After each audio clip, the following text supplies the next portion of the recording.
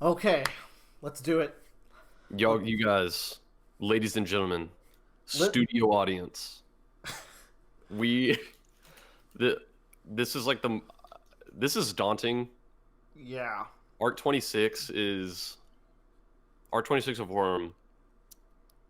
I'm putting it lightly here. It's a thick bitch right here. Oh, I couldn't have said it better myself, Bradley. I Um, think I think we know the parts we want to talk most about, because fun fact, not all chapters are created equal. Very fun fact. One of these chapters is not like the others. And I'll say two of these chapters are also not like the others because Oh yeah. they're also very good. There's a bunch of very different chapters in this arc, and holy shit. When me and Bradley talked about Breaking Bad, we were worried that we wouldn't do it justice. And I feel like this is that moment for Worm where it's like, okay, play it cool. We gotta we gotta deliver Yeah. here. Like that's why I think we kind of waited. That's part of why we waited so long to do our Breaking Bad talk, because it's like our favorite TV show, and it's really scary going into something like that because you want the people listening to know how great it is. And Um, you want to explore as much of it as you can within a reasonable time, you know. yeah, and so that's what this we're going to be attempting to talk about all this in a reasonable amount of time, which granted I'm sure everybody's going to have a different definition of reasonable here, but we'll do what we can. With that being said, the Slaughterhouse 9000 arc is the worst arc in Worm. You played your first Storm Bad, turn it off. Woo! I did not like that part at all. I mean, it was okay. A part of okay. I'm gonna say something a little mean right now. I appreciate the Worm audiobook so much. I wouldn't be this far if it wasn't for y'all. I'd still be in like arc 14 or something. That's how slow I read and like But that's like, reading. It's like like if you're playing a game that has like idle activities, you can listen to it, or like you listen to it on like long drives and shit. yeah. I mean, my drives to and from work are like 20 minutes, so Yeah, so that's it's 40 minutes. You know, like that's almost the whole Worm chapter each day, like just from driving. And it's a simple drive, but all that to say, I really appreciate what you guys do. Rain, you're a god. That being said, I love him. there is one worm reader that I can't really stand. He has a very nice reading voice, but the voices he chooses for the characters and the way he chooses to say certain words drive me insane. Mr. Nathan Bowman, I'm sorry if you're listening. I really appreciate the work you did, but what the fuck is with your clock blocker and your Jack voice? What the hell? All right, sorry. I had to get that Yeah, out I there. know, at least for me, and like obviously, like he was saying, we greatly appreciate all the work that went into Oh making yeah, this audiobook, because like nobody had to do this. yeah. I know, at least for me, for audiobooks, um, obviously, I think it's usually good to have the characters sound at least a tiny bit differently, but in It audiobooks, I really like it when the characters' voices deviate only slightly from like what the normal prose reading is. Um, because I don't know, it can just be jarring to me. And if you choose a voice for a character that doesn't really fit well, it can kind of hamper enjoyment. I don't know. I don't know, man. He made Clock Blocker sound like a weird Nightwing, where he's like, "I'm Clock Blocker, and I'm not. I don't make jokes anymore." Every one of those clock blockers sounds like the crab from The Little Mermaid. Everybody knows. Everybody knows. Okay. All right. That being said, thank you so much for reading this wonderful arc. All right. Like I was saying, and I mentioned this a couple weeks back, where I'm like, Bradley, I don't know how I feel about this idea of cloning all of the Slaughterhouse Nine. And then you're like, well, we'll see what happens. It turns out, Bradley, that I think I was right. I don't think that was a cool idea. I think, like, Wildbow in his mind, he's like, you know what would be really cool? We take these super badass characters that are very personable and, like, they're still, like, individuals, and then we just turn them into 9,000 clones. Not actually 9,000, there's like 300. Yeah. And then they just kind of become fodder. These unkillable people that Bonesaw outfitted to make it so like they're super durable and like it's really hard to kill the squad. We're just gonna make them fodder for everyone to kill. We're gonna introduce some new ones from the past because they have cool powers, and there's just gonna be 8 like Siberians. Like, what are you gonna do about that? Yeah, and I've seen people have this kind of sorry. I've seen people have this kind of like I don't know if I want to say take before. I don't know. Like there is kind of a consensus of this first half of 26 is like the Slaughterhouse 9 again, I guess. Cuz if you're in arc 26, you're here for the second half. Let's be real. There are some cool moments when Mm-hmm. fighting Slaughterhouse 9000. Um I want to say that it fits into the theme, right, of like dehumanizing clones. I feel like so when Echidna was doing clones, I didn't like it initially, but I liked what it brought out of the characters because it was clones revealing secrets, and you got to see how like Skitter clones react and stuff like that. I feel like this had less of that. They really just felt like fodder and filler. Um, all that to say though that still the tension of Jack making his move was still like it was still palpable, and really I was still invested for like how Theo was dealing with it. and can we just appreciate that Jack Slash is such a good guy that he's like, I was a few days late, so I'll give you a few extra days. Don't worry. Oh, what a nice guy. I love him. He's The so good. revelation that there were 16 days past the limit, I was like, what could this mean? It just turns out Jack overslept. Like, You know, that's it. he's beauty rest. He's handsome. Mm. Um, Saints interlude super worth mentioning. Uh, Yeah. So very cool chapter.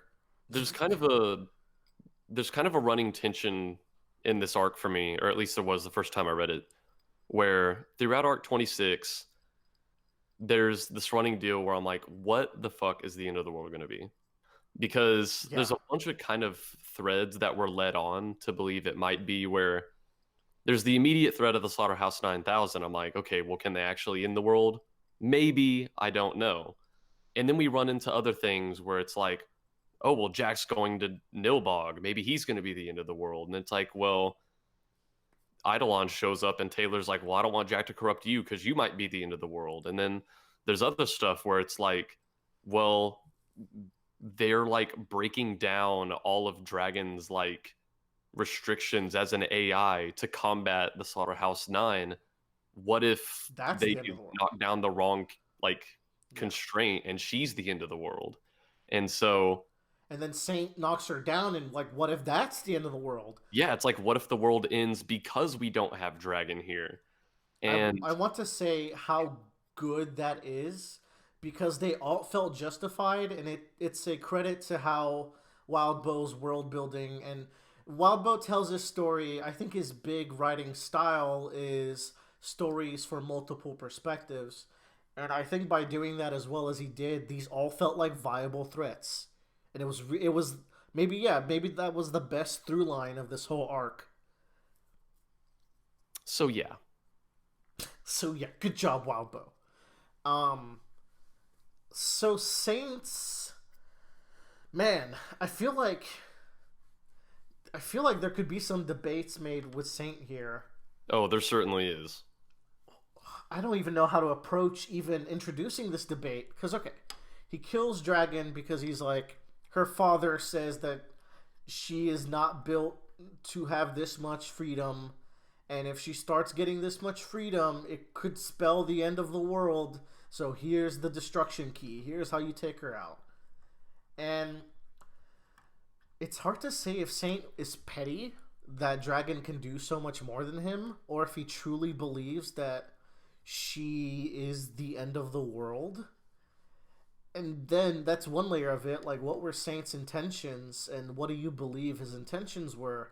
And then the second side of it is like, was he right? Was Dragon too dangerous? Because it's like in their situation, no one can know 100% for sure at that time if Dragon is the end of the world. And so like you said, it could be equally likely that it's her ending the world or that killing her ends the world. And that's just such a hard thing to approach. And then there's like even more layers to it where Saint does not feel bad because to him, he in fact did not have to kill anybody. All he did was turn off this AI. Yeah, he doesn't view her as a person, so that it's not that much of a moral quandary for him. It was for like one of his teammates, but they were like, well, I mean, I can't convince you. Yeah, and I feel like we as the reader, having been in Dragon's Head, um, I feel like obviously we're gonna try to sympathize with her a little bit.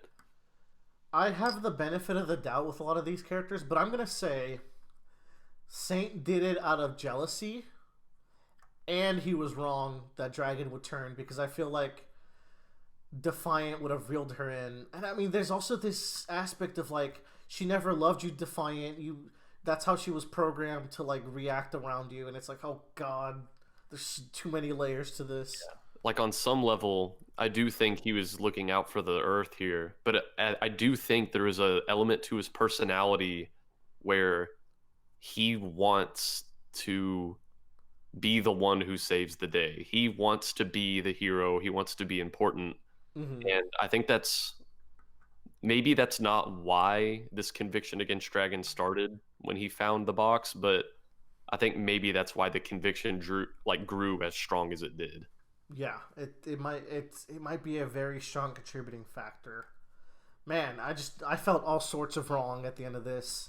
At the same time, I wasn't like super angry with him because like what if he's right? Yeah. And what if his intentions were pure? I can't tell, and it's just a really good chapter because of that, I think. At the same time, it's rough when like there's no clear answer to certain things and you're just like, ah, man, I wish there was a clear answer. But I feel like having some of like these nebulous scenarios in the story do help. But there's also some nebulous scenarios where it's like, that's pretty fucked up. Yeah. As as we'll talk about shortly. Taylor infiltrating nilbog's domain was kind of like one of the more interesting chapters here in this early part. Just Yeah. because like nilbog is so weird, and they're like having like an orgy with like a piece of flesh, and he has a bunch of lizard children. One that Taylor like befriends, and then completely shatters his cranium later. I just love like the idea of this chapter that Taylor and Jack are having dinner with Nilbog.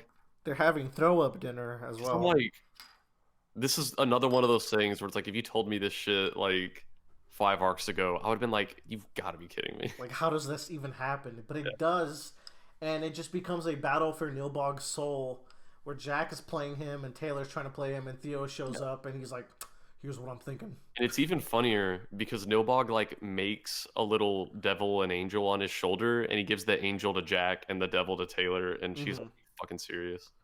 It's cute how Taylor gets the devil too. Yeah. And all she's saying really is just like, "You're happy here, stay here." But then Jack comes in with a really good point. It's like, you're not really happy here, and like if you are now, you're not always gonna be. So just come on, let's go fuck some shit up. Yeah. Jack knows how to play people, man. Jack knows people, man. He's a smart boy.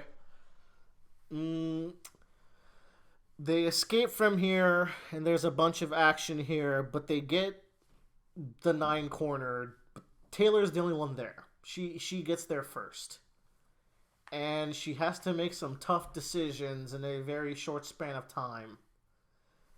And I feel like these decisions, when I was reading the comments for the chapter, some of them are kind of glossed over by the fan base. A lot of 20, I think this is 26.6, consists of the fan base arguing about what Grey Boy's power is, as opposed to talking about the fact that Taylor killed the baby. Yeah. And And I'm just like, what?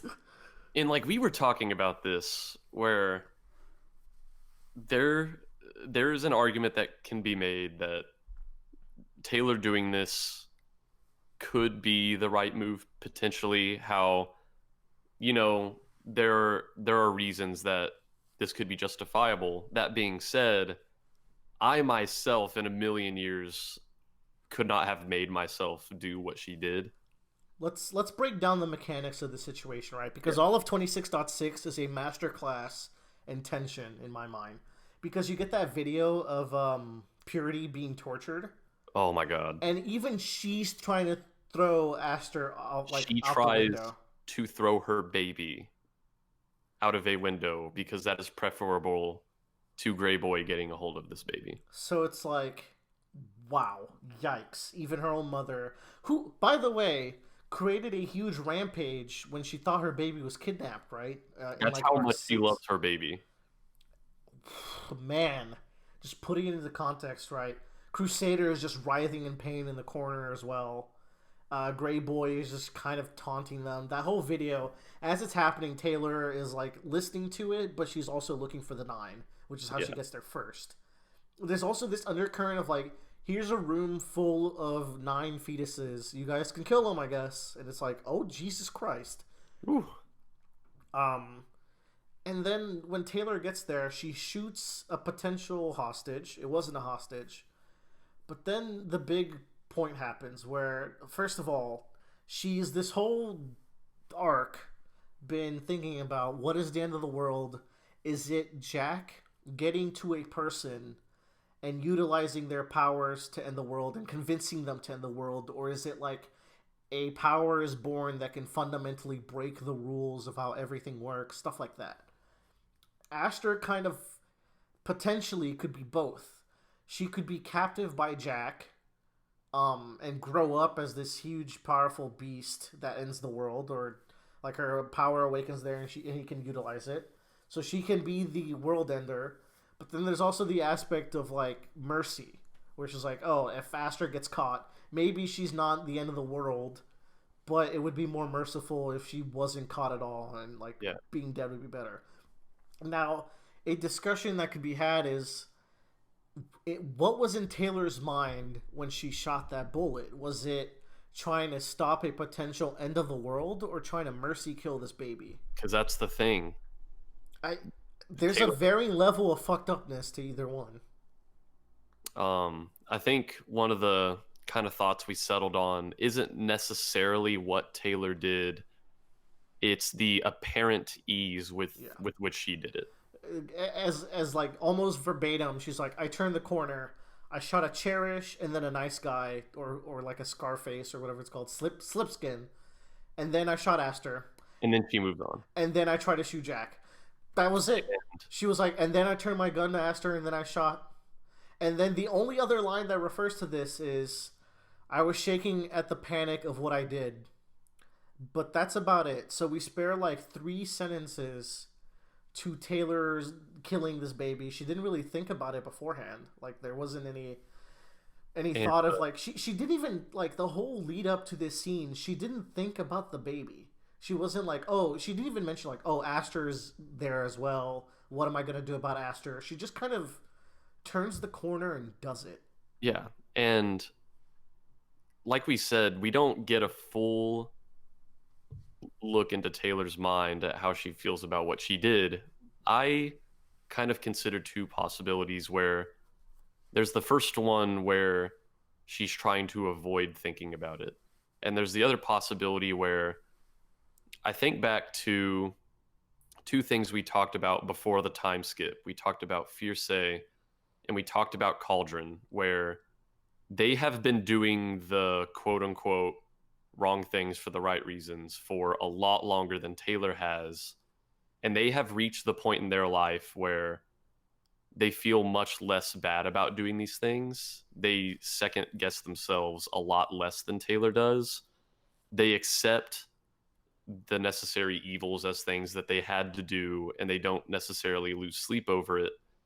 And part of me wonders if, like, there's the possibility that Taylor just wants to avoid thinking about it, but there's also the possibility that she accepts it as just a thing she had to do.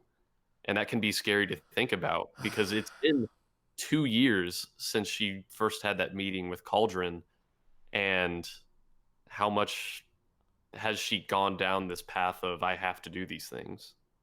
Jeez, man, how many potential deals has she made with people like Morgana in that time too?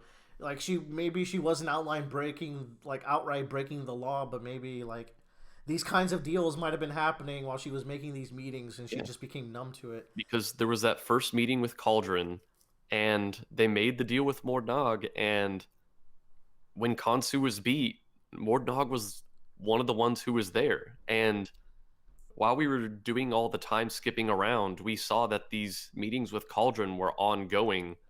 So how many more times did Taylor get to witness these hard decisions working out for the best? And how does that shape her mind? Oof, man. All right, I have a read on the situation as part of Team Fuck Taylor as a proud member. He has Um, he has a pin on his shirt. I wear it every day. So Taylor didn't do it as a mercy kill, in my mind. She did it because she wanted to stop the end of the world. And I am supporting this with just how many times it came up in this chapter or in this arc where she's like, these people can't meet Jack, these people can't meet Jack. As soon as she heard that Aster's potentially one of them, she didn't even want to confirm it. Just to be safe, I think she killed Aster. So It's just yeah. that's just how I see it. I don't see it as a mercy kill because when it was time to mercy kill Gru, she was not down for it. Oh But man. it's when Gru was in that freezer wishing he was dead, she didn't let Ballistic kill him. And I feel like these are kind of different situations because she doesn't have that attachment to Gru, but at the same time, it's a goddamn baby. So I want to read into it as the most current thing that's on her mind is stopping this end of the world, and she was just like, that's potentially one of the end of the world catalysts, so I'm just gonna shoot it. No, And I then, really I really like that because man, we've always seen that Taylor is so narrowly, like, focused. completely focused on whatever her current objective or mission is. Like when it was rescue Gru from the Nine, she wanted to rescue Gru from the Nine. She wasn't gonna mercy kill. And all throughout Dinah, the whole Dinah story arc, she did all these horrible things, but it's okay because she had to save Dinah, and that's all she's focused on. And here, you're right, her mission is isn't save Aster, it's prevent the end of the world. And This whole arc, and if as we know, three beats, like very common in Worm, especially like we got Worm always brings them up, right? So yeah, I think this is like a very explicit way to not directly tell us, but really get us in the mindset that if Taylor has her mission, which she has reiterated multiple times this arc, that was her intent. yeah, That's how I read it. yeah, it's if if killing this person is a prerequisite for the current mission, which is save the world, then that's what has to be done. If her mission was save Aster, she would have fought for Aster, but that's not what her objective is here. Yeah, it's like she she could have even shot the guy that was holding her. It was 100% to save the world, man. I just can't see it. I think that's what I'm going with now too. And it's like it's kind of fucked up to say, but I would have had a little more respect if there was the mercy aspect to it. I just don't think there was almost any of that mercy aspect to it because even her mom was gonna do it, and like I don't know. That's just kind of where I've settled. I would love to hear people's thoughts on that as well. Yeah, this is another. I say this about a lot of story beats, but this is another thing that fans talk about so much, and I feel like there's just a million different takes you can have on this situation. But don't forget the important part that it was a three-line thing. She just fucking blam wham and did it, and then she walked away. Oh man, I just That's remembered. I this is fucking hilarious to me. So, um, the Doofcast that if you people didn't know, they have other podcasts besides their Worm ones. Okay, and all of their I like all their podcasts. Um, they did a discussion on I think it was Infinity Avengers Infinity War, and they're kind of talking about Thanos and how his character is presented and his morality. And so you have Scott and Matt who have read Worm, and they have a third person on the podcast who is not, and they're talking about Thanos, and he's like, the third guy is like, yeah, it's interesting because he's a villain who he clearly has reasons for doing the things he is. He's not cartoonishly evil, he hasn't done anything completely unforgivable like shoot a baby. And Scott and Matt just laugh so fucking hard. Well, I know what I'm listening to at work tomorrow. Yeah, I was listening to that podcast and I thought it was hilarious, and I somehow forgot about that until we got here, and it's just so funny to me. I mean, speaking of the joys of baby murder, there's that that Punisher meme that you sent me, where Yeah, it's that Punisher villain who has an armor of babies, and then there's just like a shot of Taylor's eyes looking determined. yeah. Oh my god. Woo! We only laugh because that's how we deal with this fucked up shit. Oh yeah. Bradley, I have an idea. Hey. We're gonna end this half of this arc here, since we're Ooh, 26 minutes in, and then we're gonna get to the climax, which that was 26 minutes. Wow. that was 26 minutes on the half that I don't like as much. So Holy so let's